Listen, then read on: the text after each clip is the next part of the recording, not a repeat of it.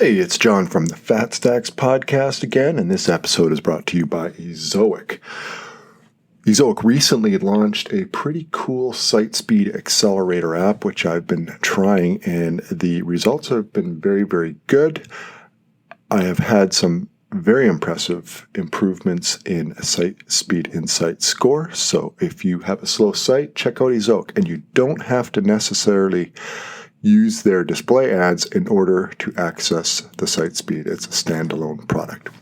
Now today I want to talk about the case for big competitive niches. All right.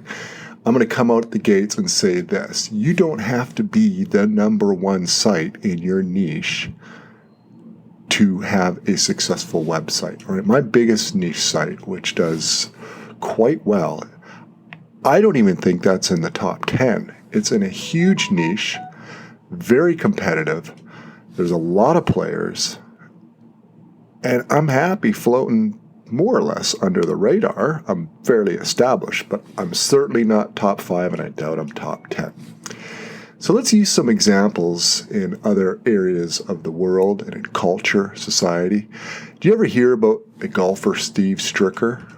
I never had. I'm not really into golf, but I know the big players just because they're celebs, but I've never heard of Steve Stricker. And guess how much Steve Stricker has made in career winnings? This is remarkable. He's earned $43 million, and this is a professional golfer you've likely never heard of. And get this, he's never won a single major. He's had 13 top 10 placements in the majors, but he's never won one. He's never been ranked number one on the PGA Tour. All right, and I got that source from Golf Monthly. Got to give them attribution when it's due. Now, that's not bad for someone who's never been the best. Let's talk about the music industry. This is interesting. I learned this a couple of months ago when Bruce Springsteen turned 70. Can't believe he's 70. He's still rocking it. I got to see Bruce in concert a number of years ago, and it was awesome. Anyways, did you know that Bruce never had a number one hit song? I mean, everybody knows several Bruce Springsteen songs. We assume he's had multiple number one hit songs, but no, he's never had a number one hit song. He sold over 120 million records, sells out arenas, has for decades, still does. One of the best known recording artists of all times, never had a number one hit. And so it just goes to show you don't need to be number one. And just to beat a dead horse, because I'm a big fan, let's talk about Led Zeppelin.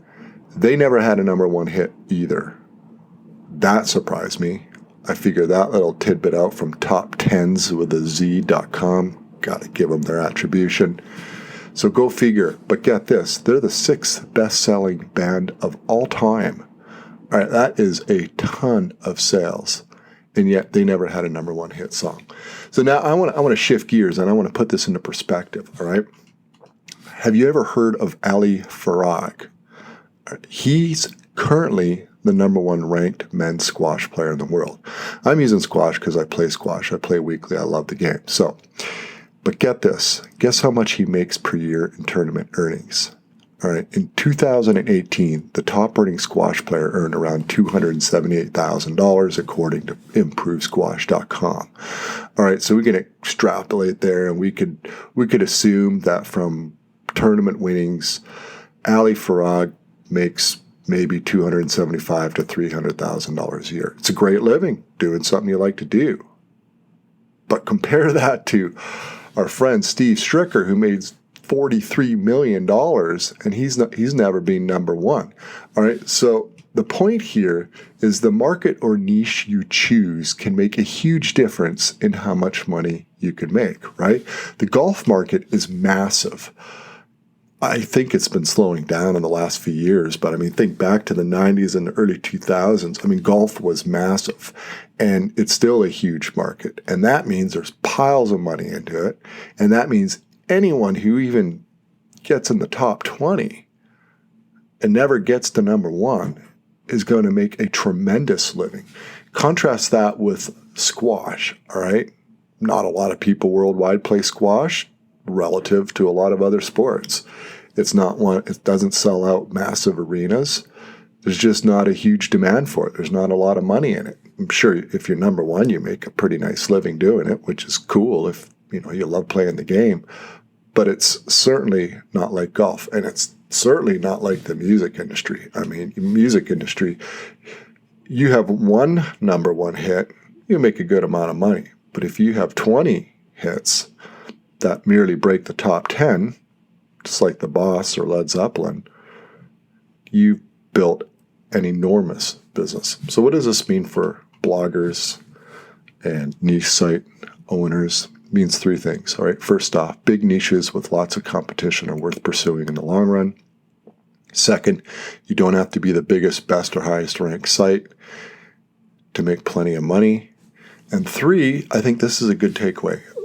Volume. Okay. I think you are better off having hundreds or thousands of articles sitting at spots in Google like number 2, 3, 4, and 5 than one article at number one, even if that article pulls in a lot of traffic. Now, there are exceptions, of course, right? I mean, if you rank for some of the best keywords in the world and you're number one, I mean, that's very, very difficult to beat. You'd probably make enough money in a month or two to never worry about it again, but that's unlikely. The point is that if you're going to be a niche site publisher, at least in my opinion, and this is my approach, I kind of take the Springsteen approach. I want volume. I want a lot of articles, a lot of good content out there. It may rank number 3. I'm fine with that. In fact, think about this. If you're in a big niche and you had 1,000 articles all ranked number 3 in Google, I suspect you'd have a lot of traffic coming to your site. All right. And when you look at the rankings of a lot of sites out there, if you go to any big site out there, they may rank for a good number of decent keywords at number 1, but they're ranking for a ton more keywords, number 2, 3, 4, 5, down to position 10. And all those articles are pulling in traffic. So it's not really a zero-sum game. I mean, Google kind of is because, I mean, let's face it, number 1 spot is sweet. Everybody wants to get there. But that does not mean that hitting number 3 for half-decent keywords is a failure. You do it enough times and you'll have a successful website. Now, I want to wrap this up with a very important note. These comments in today's episode does not suggest that small niches are worthless. All right. The point is that big competitive niches can be very, very good, and it's not worth avoiding them just because you think there's a lot of competition. All right. Competition is good because there's a large audience and plenty of money in it, usually. Okay. But small niches can be fantastic. I'm in a couple of small niches, and those sites have been one in particular has been very, very good to me. It's a minuscule niche, and it's done very, very well, and it was fairly easy to break into, and it can be a good way to get started. So I'm not in any way suggesting that small niches are bad. I'm simply setting out that big competitive niches should not be ruled out. Let me wrap it up with these little tidbits. Remember that song Baby Got Back by Sir Mix-a-Lot? I think it was back in the 90s. That was a fun song. All right. That did hit number 1 on the Billboard Hot 100 in 1992. I did a quick search, and according to, I believe it was Celebrity Net Worth, Sir Mix-a-Lot's net worth is reported to be $20 million. Not bad. Made a great living. Let's put that in perspective with the boss, Bruce Springsteen. Never had a number 1 hit and is worth $500 million. Thanks for listening.